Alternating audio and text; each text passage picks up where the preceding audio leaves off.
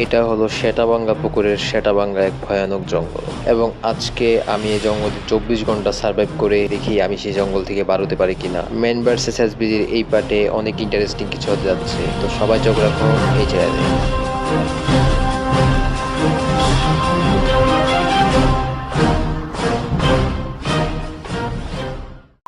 হ্যাঁ না high WhatsApp. তো আজকের ভিডিওতে আমি এমন একটা জায়গায় আছি যেটা অনেকটাই জঙ্গলের মতো। আর মেনলি আজকে আমি এখানে ম্যান ভার্সেস উইল্ড করব। আর ম্যান ভার্সেস উইল্ড বলতে আমার কাছে কিছুই নাই, আর আমার ব্যাকগ্রাউন্ডে একজন আছে।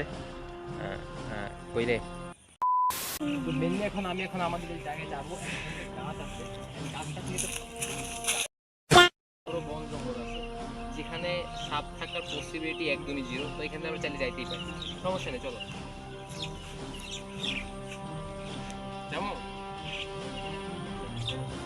ভিডিওতে কাজ করে কি ভাই এডিটর আমি ভাই ইয়ে করে ক্যামেরা নিয়ে যাই পুরা ওই দিক থেকে ঘুরে চলে আয়, ওই দিক থেকে ঘুরে গিয়ে দেখে মায়ে পড়ছি।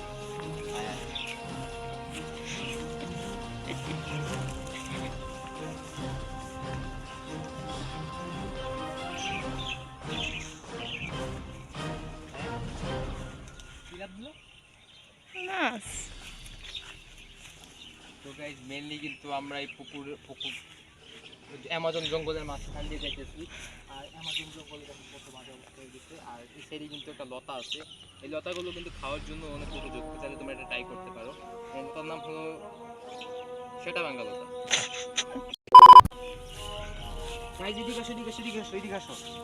আমরা এখানে একটা শিয়ালের গর্ত পেয়েছি, দেখো শিয়াল মাটি করে রেখেছে, এখানে খাবারের সন্ধান পাওয়া যেতে পারে। চলো আমরা ট্রাই করি এখানে কোনো শিয়াল টেল আছে কিনা। তো এখানে কোনো শিয়াল পাইনি, এই মাটিগুলো কিন্তু আপনাদের কাজে আসতে পারে, বুঝছেন। One eternity later.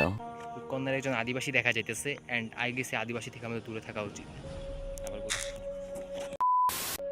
এই জায়গাটা লাভ দিতে অনেক ডেঞ্জারাস, লম্বা মাঠ দেখে আমি লাভতে যেতে পারি কিনা।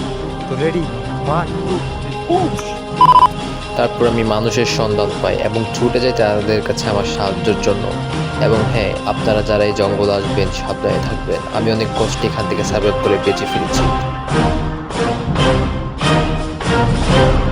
30 টাকার কোকা-কোলা, কোক কোম্পানি খানকির পোলা, দিলাম না আর একটাও ঢোক, কোক কোম্পানি মাদারচোদ।